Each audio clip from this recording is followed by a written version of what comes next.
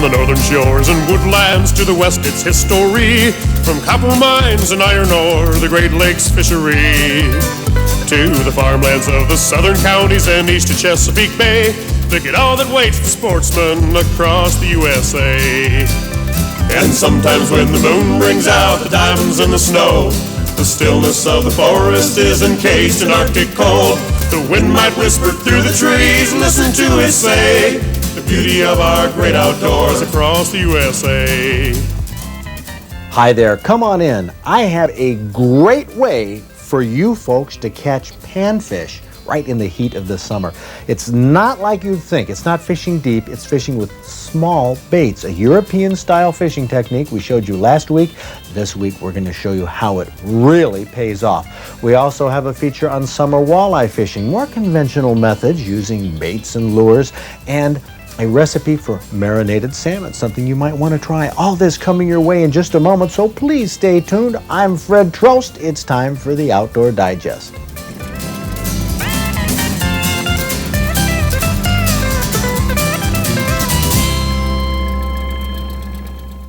Just before we make a cast with this, you're serious about fishing just this far under the water?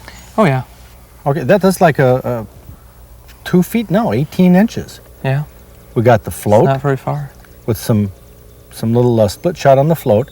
We're down to this 4-pound test line with a couple small and then an even smaller split shot, and down to the number 14 hook with the larva. Mm-hmm. We won't call them maggots, folks, but that's what they are. But larva sounds an awful lot better. Now, Jason, I want you to take a lesson here from Craig on how to fish, how to cast. Where do you want to do it? Just right off? Oh, I'll just do it right off here where Doug was fishing there for a while. Craig Scoff's European fishing technique is like, well, it's like how we ice fish for panfish in the northern United States. But he showed us that it's also deadly for many kinds of fish in the summer. How your float sits in the water is the main thing you've really got to worry about. Now you see how just the top of it's showing?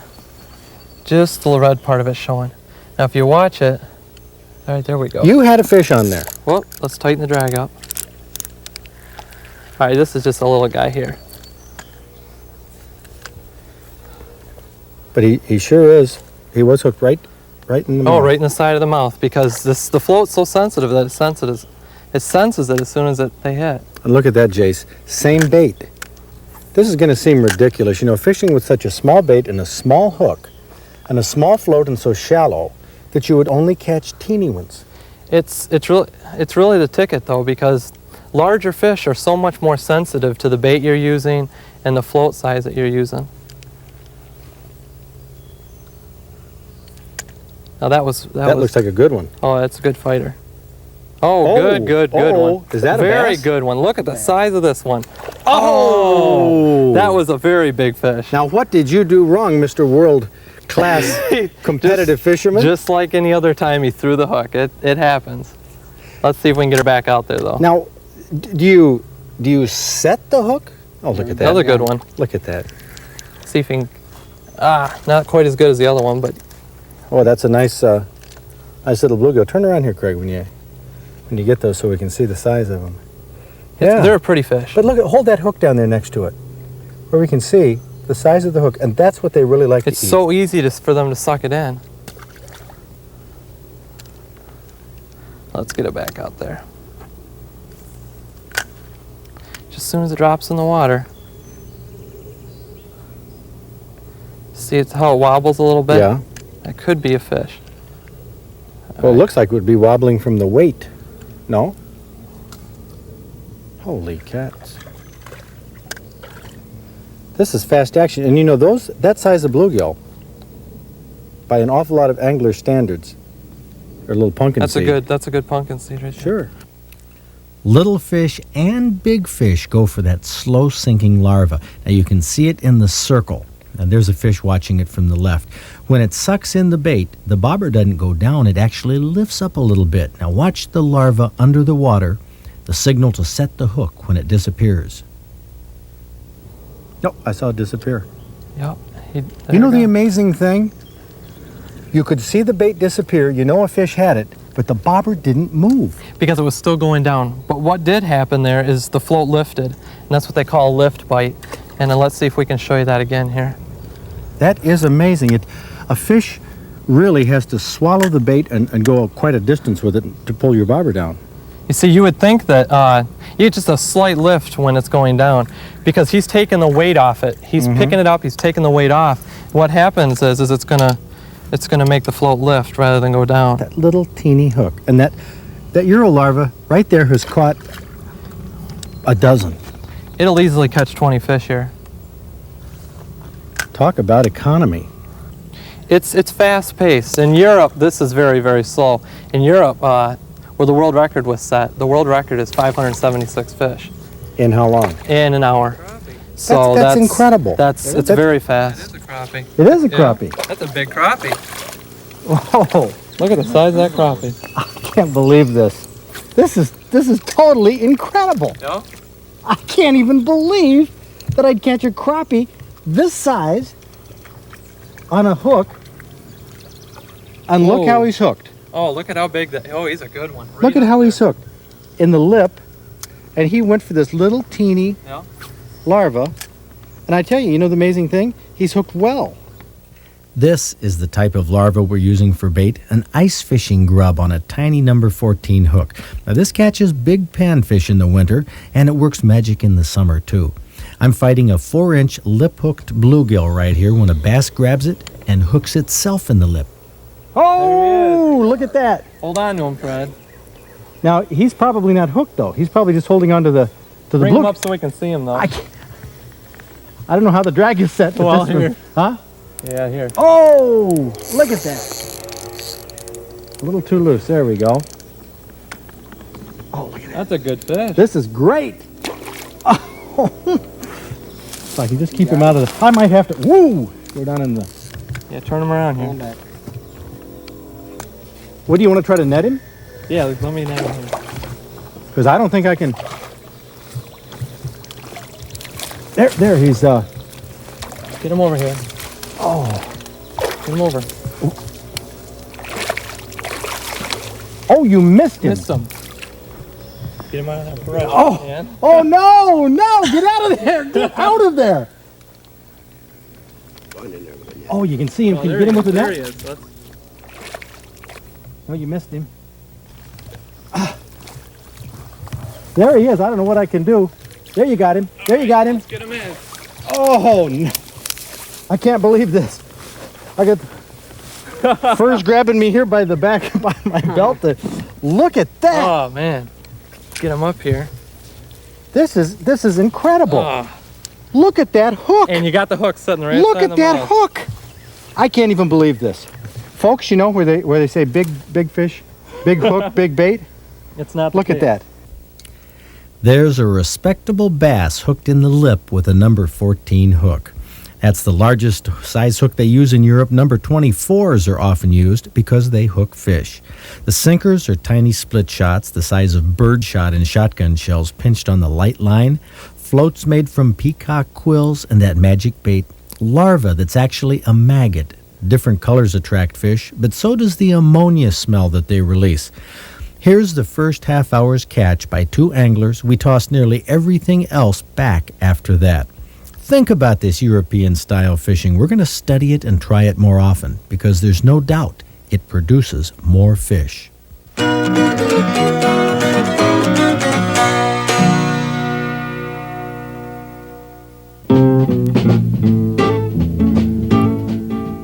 Here's a kid with his hands full. Young Jeremy Kelly caught this 2-pound, 5-ounce crappie on a minnow.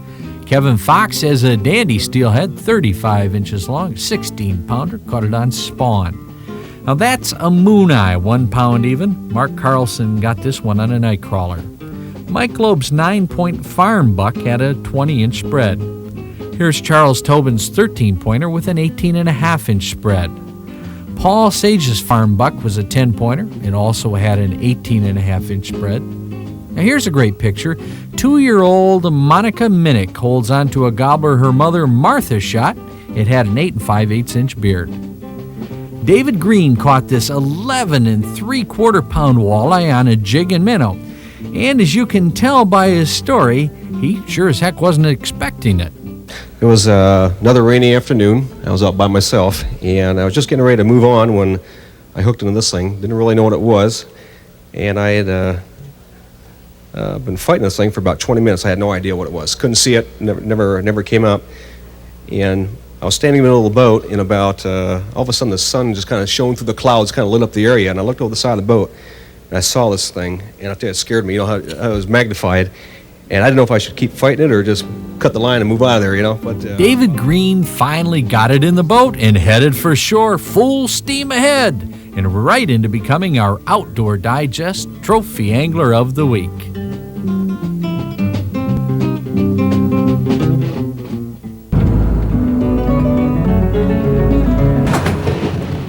SOS is the standard call for help from a ship in distress.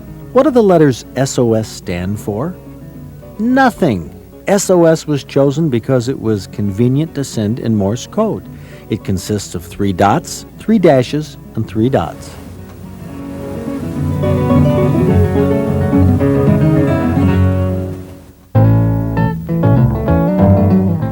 Peregrine falcons are an amazing bird. They're endangered in most states. In fact, there are less than 200 peregrines left in the eastern United States. These birds of prey have fallen victim to habitat changes across the country and the poisons such as DDT that killed adult birds and eventually slowed peregrine reproduction to almost a standstill. Now, there's a lot man has learned from these birds about flying. They're incredibly graceful birds, but peregrines can dive at over 200 miles per hour. And they hunt over a 10-mile range usually. One of the most interesting experiments taking place nationally is the introduction of peregrine falcons to city skyscrapers, which are much like their cliff and ledge habitat in the wild. Now, the cities also offer a buffer of protection for the peregrine from its fiercest predator, the great horned owl. Pigeons are a mainstay of their diet and readily available in urban areas. Attempts to bring peregrine numbers back are also taking place in national forests, parks, and scenic areas, mostly with the help of conservation organizations and state wildlife agencies. Now, for more information on what you might do to help your state's peregrine or non-game program, it would be a good idea to contact your state wildlife department. Summer walleye like the night. That's when they come into the shallows to feed, but summertime also has its share of thunderstorms. Lightning warmed the sky to the north as we casted twister-tail jigs from a dock on the St. Clair River. One old salt who was fishing with us was Captain Hank Bradley, retired muskie captain. I asked him why the fishing was starting off so slow. So what's the scoop tonight? The scoop tonight is... Hey, now hold it. You've been fishing this river and this lake for umpteen years. Okay, let's see that beautiful lightning over there. I've seen it like that. The moon. It seems on nights like this, it's too beautiful a night. We should be out here getting wet. We should be out here you think it's the, dodging waves. Well, the moon is full. The moon's full. The walleyes are laying down the bottom, peaceful and quiet. I guess we got to suffer to get a lot of walleyes, right? Oh, yeah? Well, how come you're out here if you think that it's too beautiful of a night? It's so nice for a night. What are you going to do? Stay home and go sleep? Home, that's right. Go to a beer garden? It's better to be here. Yeah.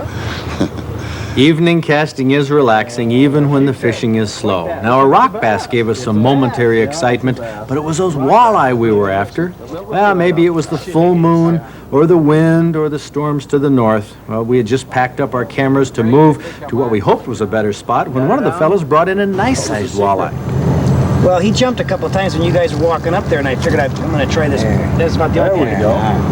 There's a nice fish. Well, it's a heck of a fish. You turn around and hold it up there. You got that in a bomb. Smile. You smiling? Yeah. You smiling. Only walleye of the evening we got here. So what was the secret? Patience, my friend, patience. The St. Clair River and patience. It's the only secret there is. Well, since that was the only walleye taken from that dock, our patience had worn thin, so we moved downstream to another backyard. Now, keep in mind that fishing from shore on the St. Clair River is often done on private property. You need permission to fish from backyards and docks. There are a few public sites, but if you're not familiar with the area, do a little homework in advance, make some arrangements. Tom DeHardy and Frank Ruscavage fish the St. Clair River all the time. Their favorite lures at this time of year are twister tails on jigs. When Ken Ouellette from Lansing landed the first keeper walleye on this location, a big flurry followed, changing twister tails to match the one that Ken had been using. Congratulations. Yeah, thanks. You're right. Your first one. A good start on walleye fishing for Ken Ouellette under the full moon on the St. Clair River. We fished till 3 a.m., got a few, enough for a good meal. This is what walleye fishing is all about. Yeah, that's the best part of it right here is getting them ready for the freezer and then cooking them up for supper. Yeah, this is the rewards. Hardly any better tasting fish than a walleye. You agree, Tom? Oh, definitely. I'll tell you. Is that why you like fishing for walleye? The action. I like the action. It's fast, casting and that, and can't prove it by tonight, but you do real good on the walleyes and that. And the eating. There's not a better fish for eating. I like smallmouth bass too, though, but I think I prefer the walleye over all of them. Well, here in the St. Clair River, you catch all kinds of fish. Well, as you see tonight, we got a little variety: silver bass, smallmouth bass, rock bass, and caught us a little off guard. We weren't really prepared for it, but yeah, there is a big variety. Everything from pike, muskie fishing up by Fawn Island. There is overall, it's a big variety of fish. We took a variety of fish on this evening. Here, Frank Ruscavage swinging a white bass onto shore. We took a rock bass, a smallmouth bass. No big walleye, though, like Tom DeHardy caught earlier that week. It was an 8-pounder, caught the same way we were fishing. Casting, I was fishing that tournament, and we were up above. We were up the Blue Water Bridge. We did real good as far as catching fish. They were nailing right and left, but no big ones. I figured with this many people, I said, I got to find a nice secluded spot where there's going to be a nice hog walleye. So I took a gamble and went down to Marysville where nobody was fishing, fished out of my boat, and I think I made maybe a half a dozen casts. Now, when you fish out of your boat, don't a lot of the boat fishermen in the summer fish right near the shore? Right, definitely.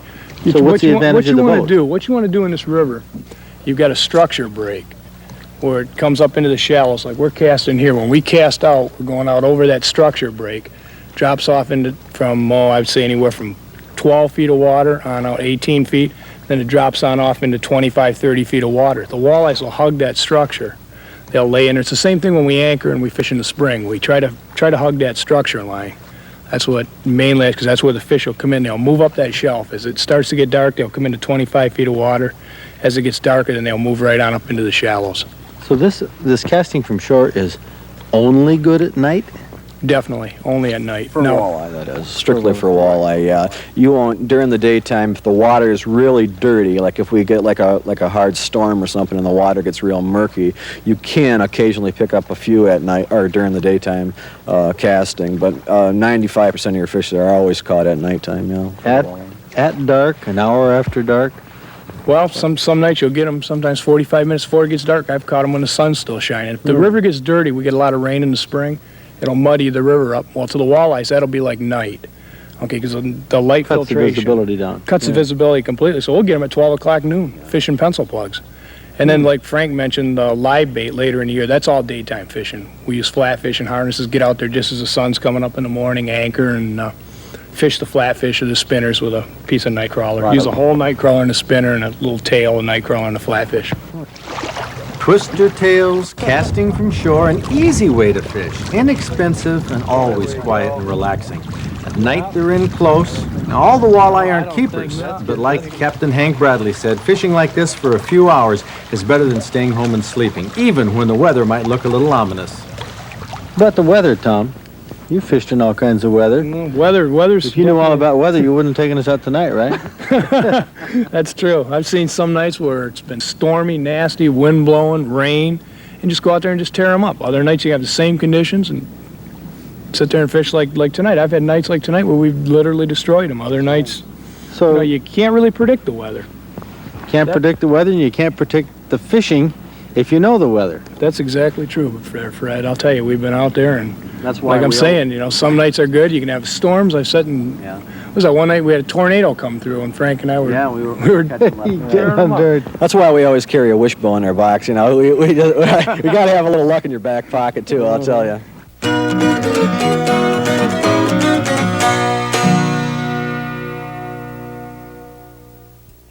Rosie Stewart sent us a recipe for marinated salmon, and she should know because she is a should. charter captain. She's a charter captain in Lake Huron off Oscoda.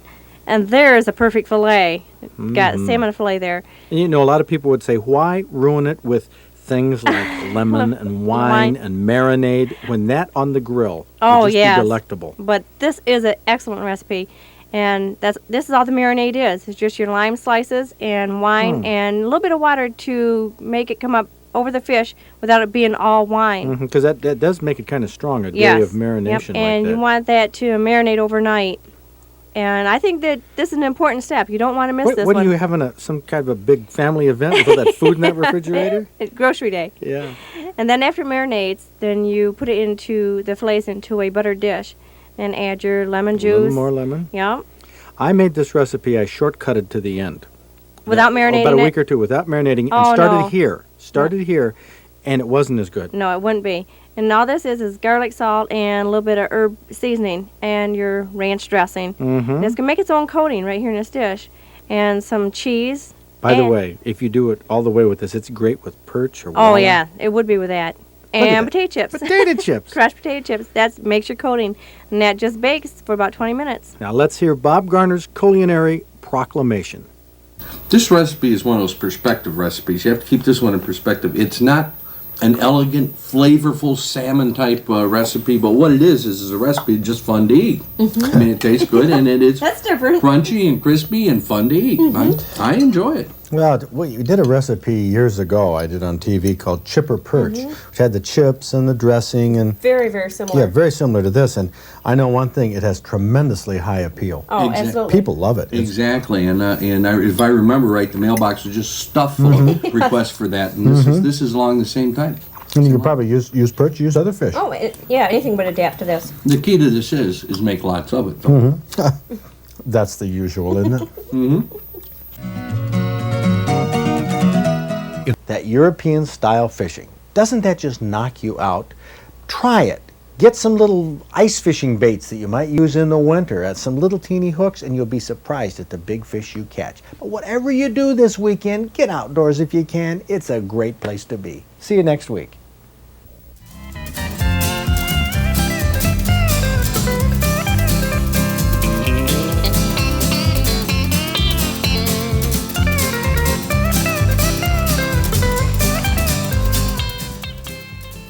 Next week on Outdoor Digest, we're going to get into our good old American fishing tackle. We're going to get out some big hooks, big gobs of bait to go after catfish.